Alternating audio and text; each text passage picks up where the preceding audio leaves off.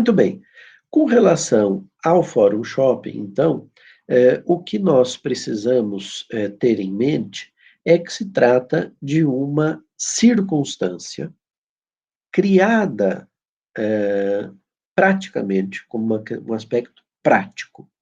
Quando os operadores do direito, eu não gosto muito dessa expressão, mas vamos usar ela aqui, os operadores do direito perceberam que a avocação por diversos legisladores de competências para os seus judiciários para decidir um mesmo caso levava necessariamente a uma situação em que tanto faria eu entrar com a ação em A como entrar com a ação em B. Esta circunstância transforma o problema do Fórum Shopping num problema, de algum modo, difícil de ser equacionado. O que eu quero dizer com isso? Quando eu penso, por exemplo, em competência que se estabeleça entre várias nações, se eu tomar estas competências como uma realidade que está posta e acreditar que isso faz com que a jurisdição brasileira seja a melhor opção pelo simples fato de eu ser um advogado inscrito no Brasil, eu terei alguma, aliás, alguma não, eu terei bastante dificuldades provenientes deste raciocínio. O que eu estou querendo dizer com isso? Há circunstâncias em que o indivíduo que pensa os problemas de direito internacional privado acaba se esquecendo de que outros ordenamentos, por diversas razões, podem ser mais benéficos ou mais favoráveis à estratégia processual que eu quiser construir. Então, o que eu gostaria aqui de pensar com vocês é uma circunstância em que um mesmo caso possa desencadear a submissão a 4 jurisdições diferentes.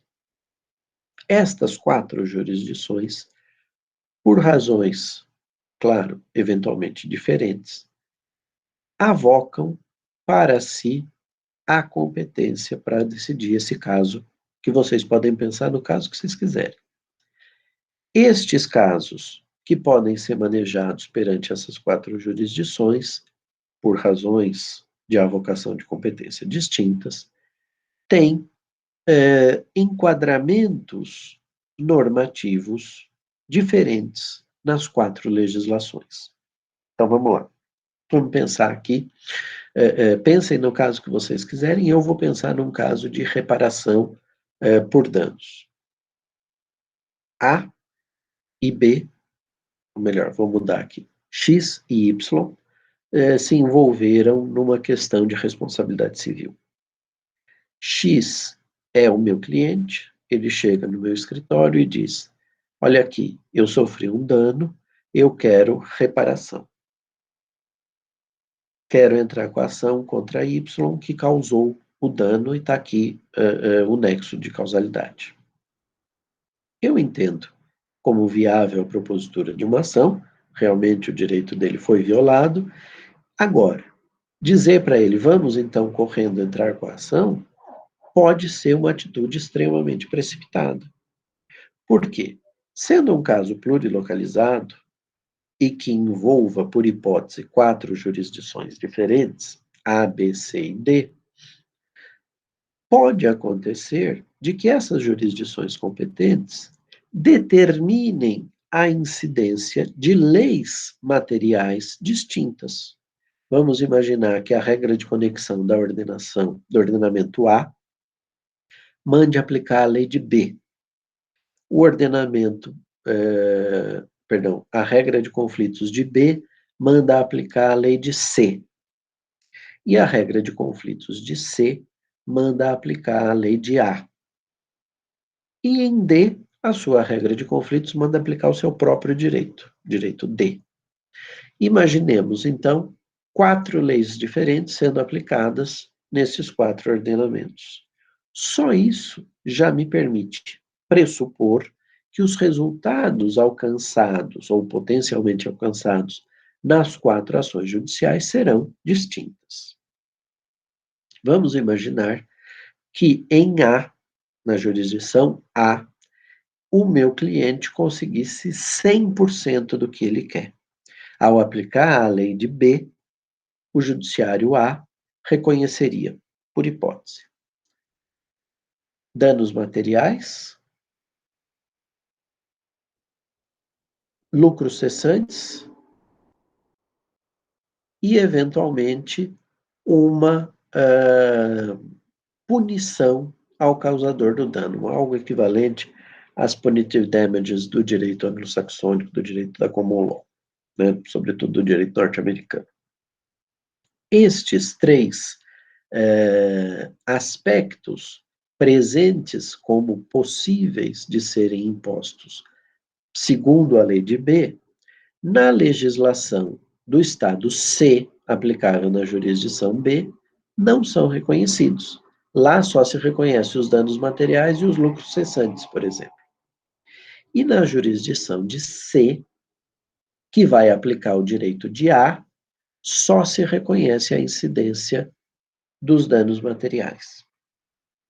Vamos desconsiderar, por hipótese, eventuais problemas de ordem pública aqui, só para a gente poder raciocinar.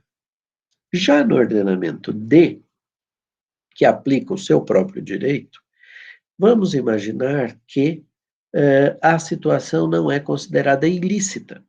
E se ela não é ilícita, não há por que responsabilizar ninguém. Tá? Então, lá, vamos traduzir isso em percentual. No estado A eu conseguiria 100%, no estado B eu consigo 80%, no estado C eu consigo 50% do que eu pretendo, e no estado D eu consigo 0%. Nada do que eu gostaria eu conseguirei lá. Diante desses dados, eu não tenho a menor dúvida que vocês me diriam, bom, então vamos entrar com a ação em A. Ele te consultou e a sua jurisdição é a jurisdição do estado A, o melhor é aplicar a lei do estado A. Como eu disse, vou desconsiderar problemas de ordem pública. Pode ser que, como o meu ordenamento só reconhece os danos materiais, pode ser que lucros cessantes e, sobretudo, as punitive damages sejam uma forma ofensiva à ordem pública local. Certamente a terceira seria, a segunda talvez não. Mas vamos imaginar que não existe essa exceção para essa minha hipótese. De fato, propor a ação no estado A parece ser a melhor estratégia. Só que só isso não basta. Por quê? Vamos imaginar que eu entro com a ação no estado A, o réu citado procura um advogado, e esse advogado decide informar ao, enfim, ao interessado que é o réu, né, que ele pode e deve se defender na jurisdição A, mas que a gente poderia pensar, por exemplo, em entrar com uma ação no judiciário D, uma declaratória negativa, por exemplo, para dizer que não existe o direito do autor a qualquer tipo de indenização. Depois a gente pega essa decisão e tenta homologar no estado A. Porque, como a gente vai ver na aula da semana que vem, não existe litispendência no direito brasileiro, e vamos imaginar que nenhum desses ordenamentos exista, litispendência internacional. O que acontece? Eu pego essa decisão de B, trago, aliás, de D de dado, trago para o ordenamento A. Homologo.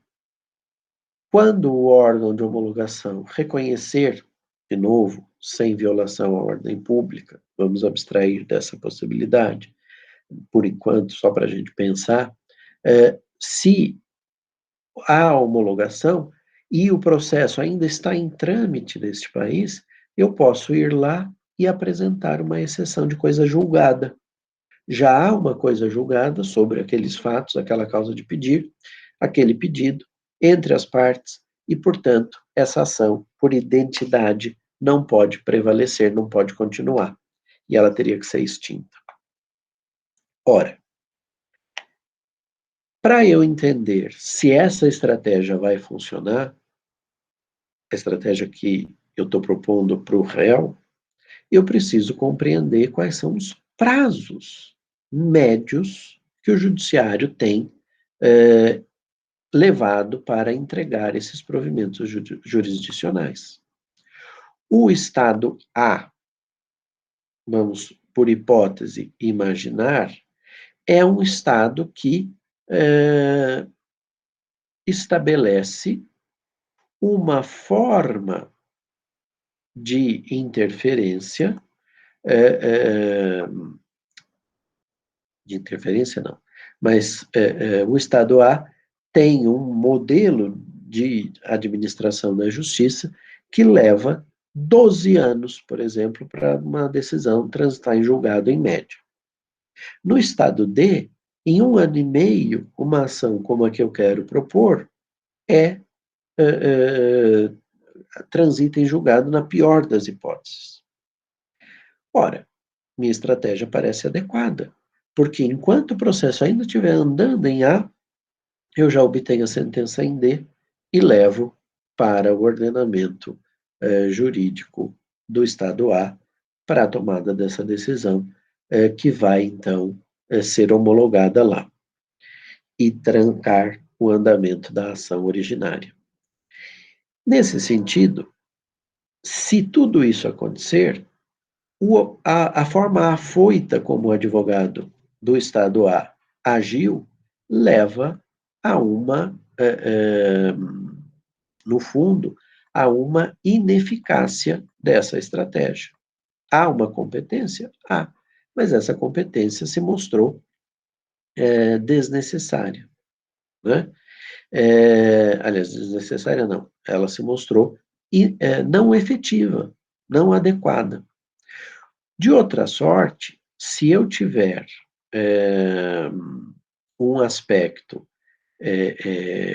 vinculado à jurisdição B, que consegue me entregar uma decisão em 2 anos e meio,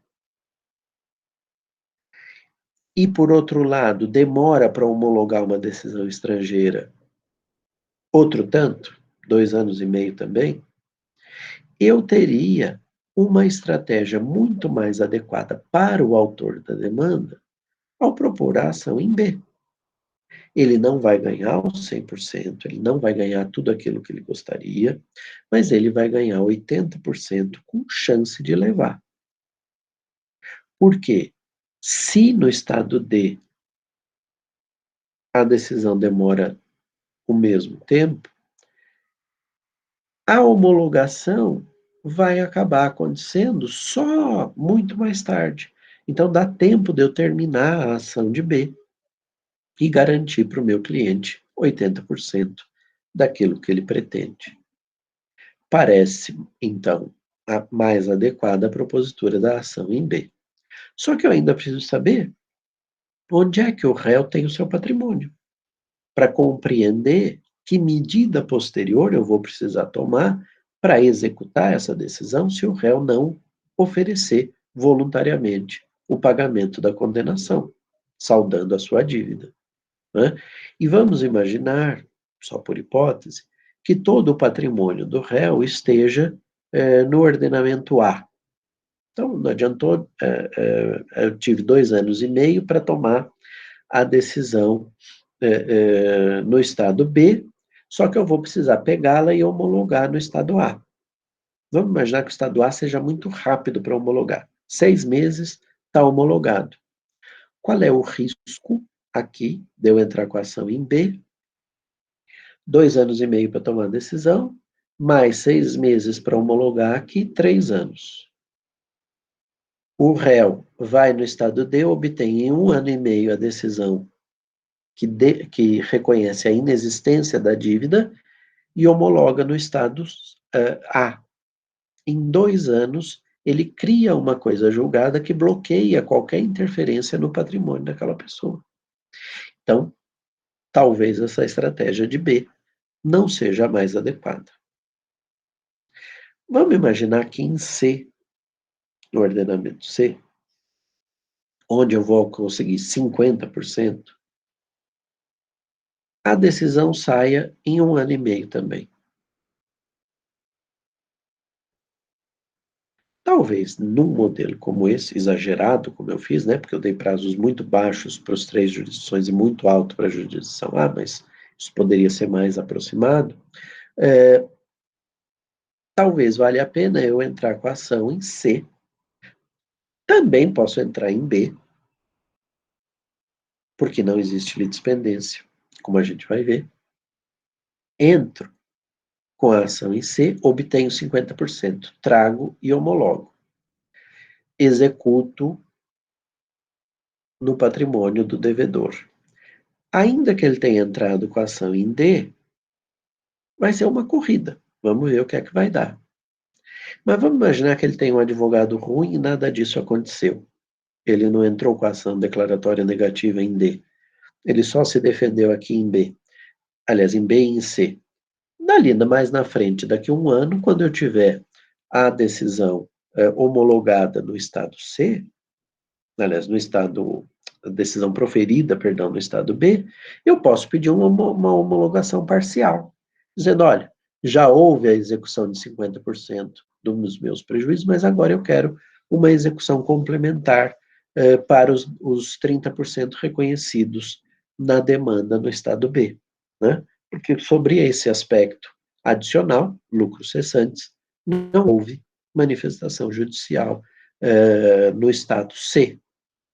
Então vejam que, e portanto não houve homologação e portanto não houve coisa julgada. Claro, se o juiz mencionou na sentença dizendo não reconheço direitos a lucros cessantes por causa disso, disso, daquilo, essa estratégia de B vai para o vinagre. Mas também posso fazer o seguinte, eu posso, com a decisão do estado C proferida, não trazer para homologação. Espero, já que o réu não entrou com a ação declaratória negativa em D, como eu imaginei que ele pudesse fazê-lo, eu pego essa sentença e guardo.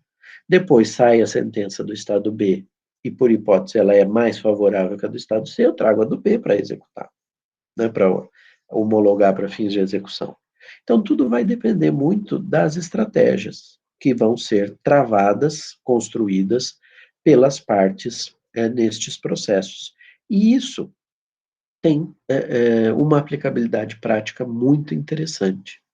Às vezes, vale a pena responder uma consulta e perder o cliente, mas entregar a ele aquilo que ele efetivamente busca, dadas essas possibilidades estratégicas presentes como decorrência da existência de conflitos, aliás, de competência concorrente entre as jurisdições.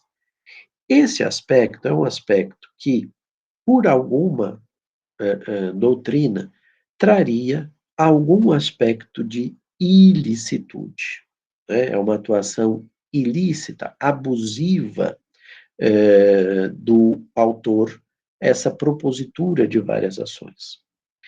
Não é o que a nossa legislação determina. A nossa legislação diz que não induz litispendência, como a gente vai ver na semana que vem, e eu vou mencionar também algumas consequências dessa opção do legislador brasileiro, que não é a opção de todos os legisladores. Existem estados que, sabendo da existência de uma ação em trâmite em outro Estado soberano, determinam a suspensão da instância e não levam adiante a ação que está em trâmite no seu judiciário, aguardando o desfecho para depois tomar uma decisão se vai continuar ou não. Mas isso é uma coisa para a gente conversar na semana que vem.